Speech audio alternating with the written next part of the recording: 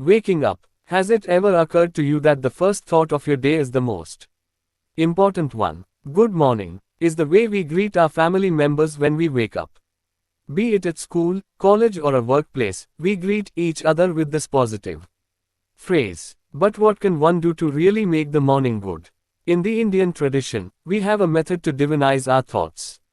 We start the day with a sense of gratitude. Many traditions have specific prayers that should be chanted as soon as one wakes up, while others encourage sitting quietly and meditating for some time before one goes about their daily routine. Chanakya, who wrote the Arthashastra, had some good tips on how to begin one's day. He suggested he, the king, should awaken to the sound of musical instruments. 1.19.21. The first book of the Arthashastra focuses on the training that the king underwent. It is called Vidya Samuddesh. In it, he shares his knowledge on how to be a good leader. Chanakya also gives practical tips on how to execute one's leadership skills. Note that these tips can also be followed by those who are not leaders, but commoners like you or me. Its beauty lies in the fact that once we follow the tips, we automatically start developing the leadership qualities in us. The first step of honing one's leadership skills lies in the way we begin our day. As stated above, Chanakya suggests that one should awaken to the sound of musical instruments. This means that when a person wakes up listening to music, it sets the right mood.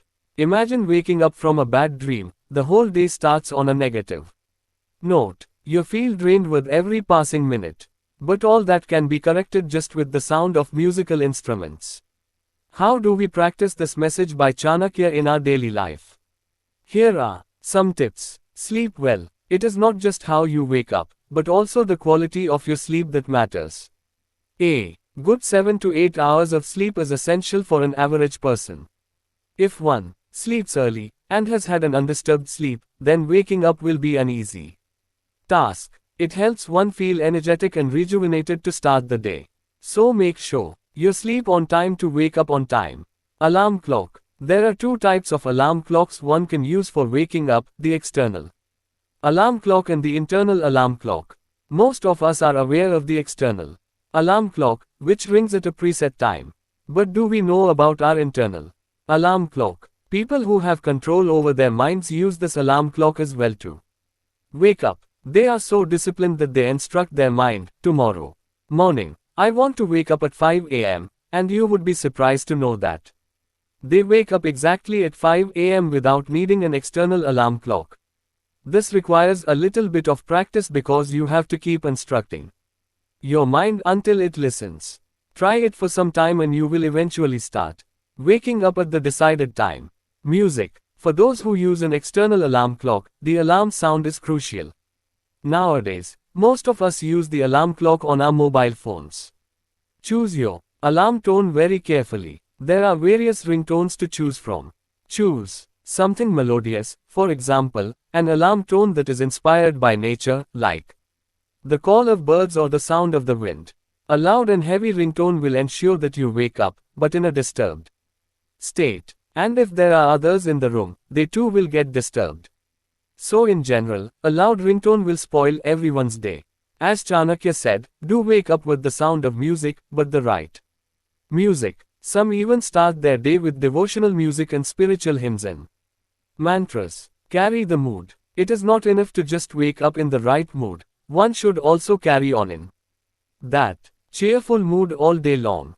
Be the source of inspiration to others around you. When you feel good about yourself, you should make others feel good about themselves too. Greet others around you positively. As the old saying goes, the best makeup on your face is a smile. This will help make sure that your good morning becomes a good day. Music for the day. Life would be incomplete without music. Every aspect of our life is connected to music. It might sound strange, but the psyche of a person can change based on the music as he listens to. Not everybody can be a singer or play a musical instrument. However, every person can be a listener of music and appreciate its beauty. Chanakya had used music to develop the personality of a leader. Let us look at what aspects Chanakya focused on. Being devoted to the training of the troops, he should arrange signals for The arrays by means of musical instruments, banners and flags, when halting, marching or attacking. 2.33.11. Our great Acharya suggests that we should play musical instruments even as we go to war. Any good leader uses musical instruments to train his troops and discipline them. Even today, the army always has a band of music players. These players compose tunes that uplift the mood of the soldiers. The drums and horns, all, help generate enthusiasm in the army, which gets charged up and ready to attack the enemy. Similarly, even at an individual level, the right use of music can help us improve the quality of our life. How do we practice music in our daily life in an effective manner? Time of the day. One has to think carefully before listening to any type of music. Don't just put on the radio or television randomly. Remember, we need to choose our music carefully, as it will invariably influence our personality. Hold on, think for a minute, decide what kind of mindset you want to create through the music. The time of the day is an equally important factor. Mornings are very sattvic or pure. This is the time when the mind is most sensitive to the slightest vibrations around. It's best to avoid listening to loud or rock music at this time. As the day progresses, everyone gets fully charged up. Hence, during the afternoon, listen to the kind of music that has a faster pace to match your inner build-up of energy. Later in the afternoon, after half the day's work is done, one should contemplate on what one's mind needs. If you want to take a nap, listen to soft music. If you want to be active, increase the pace of the music accordingly. Moods required. One can also create the mood required. For example, if you go to a pub, the mood created there is through a particular kind of music. One is not expected to meditate there, so the music is bound to be loud and encourage dancing. The background music of movies has a great impact on the viewer. A good music director will always put together the soundtrack carefully. So use music to create the mood you desire. When you want to have a romantic dinner, choose the appropriate music in the background. If you want your factory workers to be alert at noon, choose music that is of a higher tempo and sounds active. Now the next step is how to develop an ear for music. Chanakya had the best of music experts guiding him on this and had access to grand performances in the kingdom. How do we practice the same in our generation? Practice of music. Have a good collection of albums, be it on CDs or files, on your computer or mobile phone. The more the variety of genres, the better it is. Also, attend music concerts. Keep yourself informed of the artists performing in your city through the newspaper and the internet. Learn a musical instrument or even vocal singing.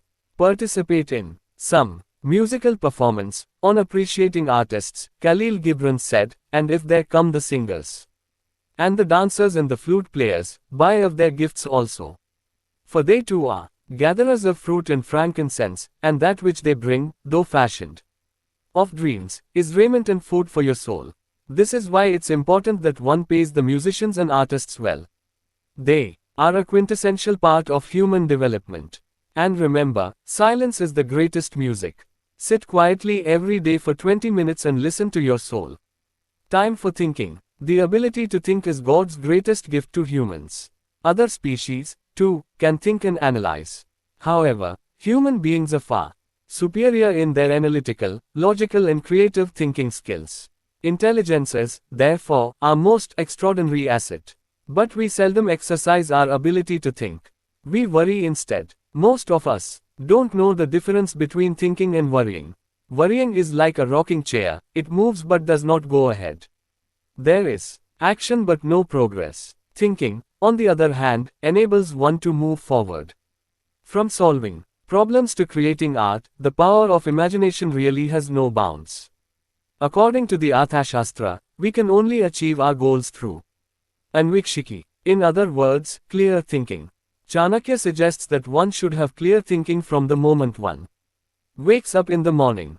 He says, he should awaken and ponder over the teaching of the science of politics as well as over the work to be done. 1.19.21. No sooner are we awake than our mind is filled with chatter. And this chatter continues for the rest of the day. It is simply the nature of the mind. But the good news is that we have the freedom to control our minds and steer its thoughts in a positive direction. Upon waking up, say your prayers and express gratitude. Soon your mind will start to wander. Stop. Rather than letting your mind decide where it wants to take you, you lead the way. Chanakya has suggested 2 simple steps for this purpose. Ponder over the teachings of the science of politics and ponder over the work to be done that day. Let us see how we can practice this in our daily lives. Ponder over the science of politics. Arthashastra means science of politics, which involves the study of political strategies, systems of governance and the theory of politics, and Chanakya suggests one should ponder over the teachings of the Arthashastra. By doing so, one will have a direction on what needs to be accomplished during the day. You will learn how to align and prioritize your activities of the day, take key decisions, etc., based on the tips and guidance given in the Arthashastra. Following this step involves thinking over. One needs to imagine, contemplate and discuss matters with oneself. Every person is playing a role in life. Often, we have to play multiple roles. As an individual you could be an artist, sportsperson or nature lover. Professionally, you could be a business person, a manager in a company or a self-employed doctor, lawyer or architect. In your family, you could have multiple roles as a parent, a spouse or a homemaker. As soon as we wake up, all these roles, along with their responsibilities, comes rushing into our minds. A nature lover would want to watch the sunrise. A health freak would want to go for a morning walk or hit the gym. A business professional would have clients to meet, projects to finish and emails to reply to. A student would have assignments to complete. As a family member, one could have the birthday of their child to celebrate, grocery shopping to do, grandparents' health checkup due, or a family vacation to plan. Imagine this, every day we are struck by these challenges, and the nature of the challenge keeps changing. So what do we do when all these thoughts start disturbing us every morning? Ponder over the work to be done. After pondering over all that comes to mind, pause for a moment. Try to think through this clearly. Not every task needs to be worked on immediately. Some can be acted upon later also. Grocery shopping need not be done today itself if there is enough stock for the next 2 days. College assignments may be submitted after a week. Therefore, it's crucial that you prioritize what needs to be done right away. And what can wait. First thing is to assimilate your thoughts so that you don't miss out on anything. Make a list of the tasks that need to be accomplished. Then prioritize what needs to be done, based on its urgency.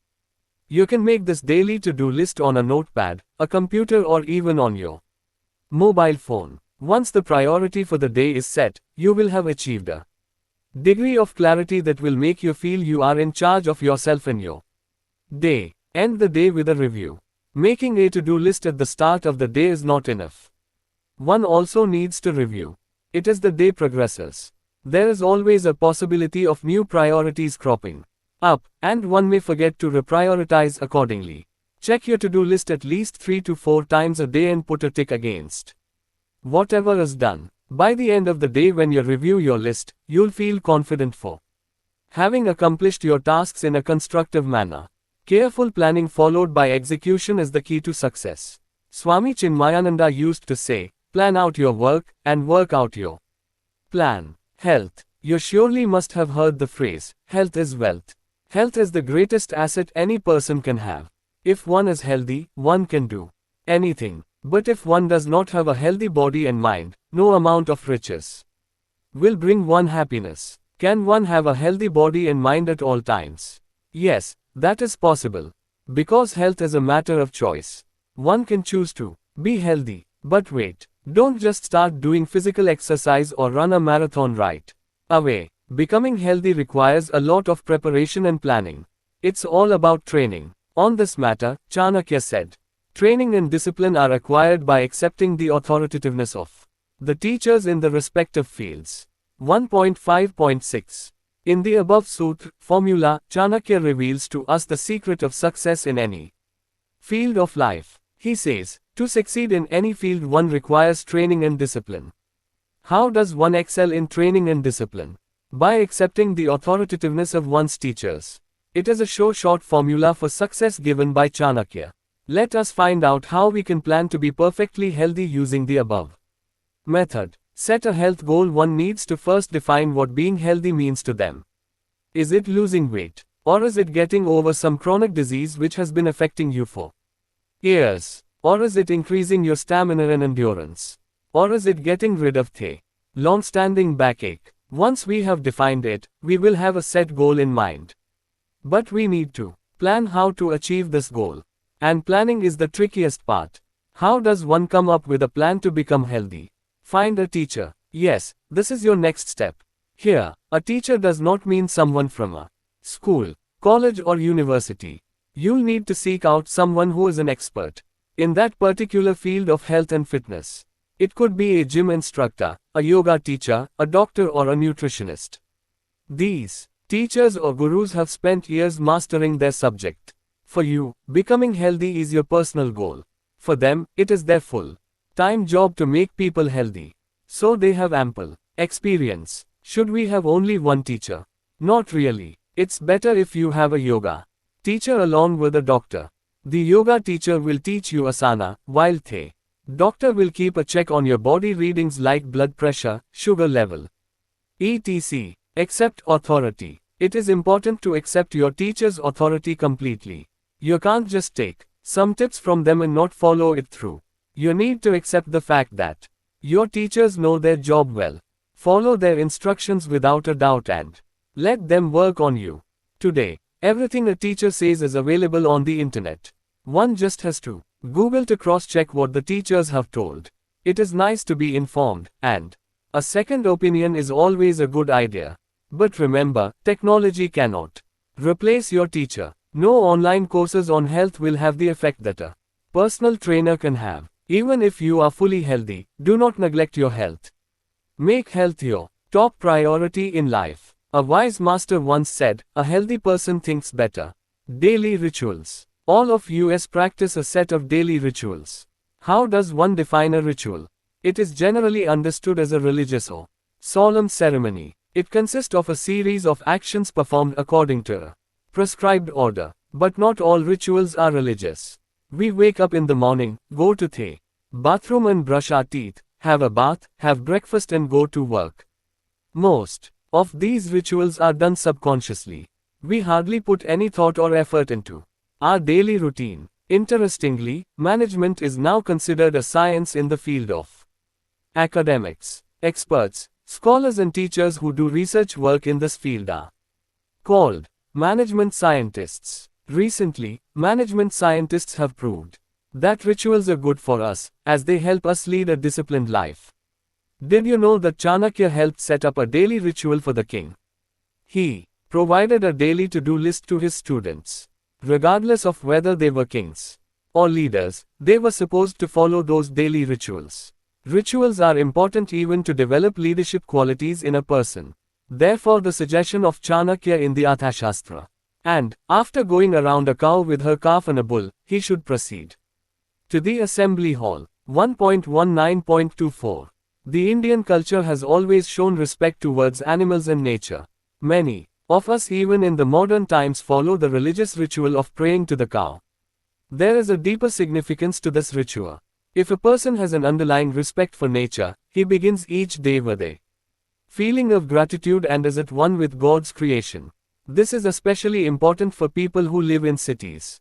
They may be totally cut off from nature, but such rituals help them connect to it on a daily basis. Note here that Chanakya is telling the king to visit the cow, calf and bull before going to the assembly hall.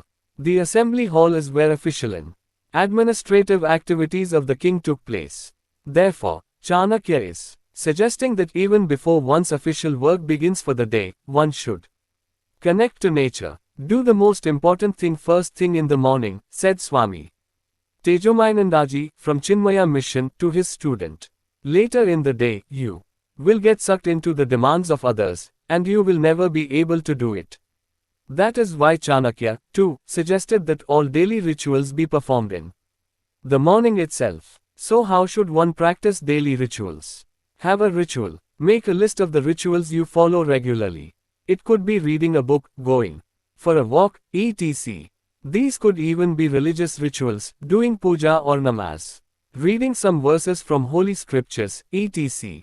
If you are already doing it, excellent.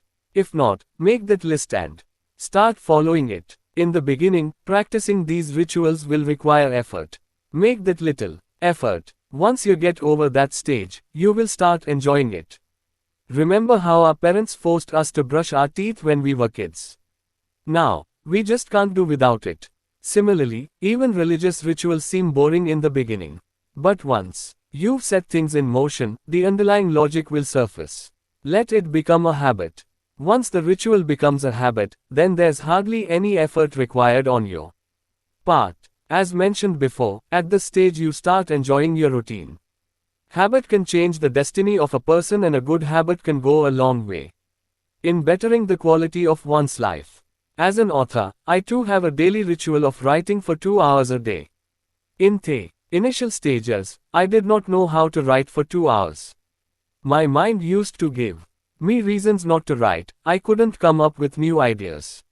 But then I forced myself to sit for 2 hours every day just to write, and now I do so effortlessly.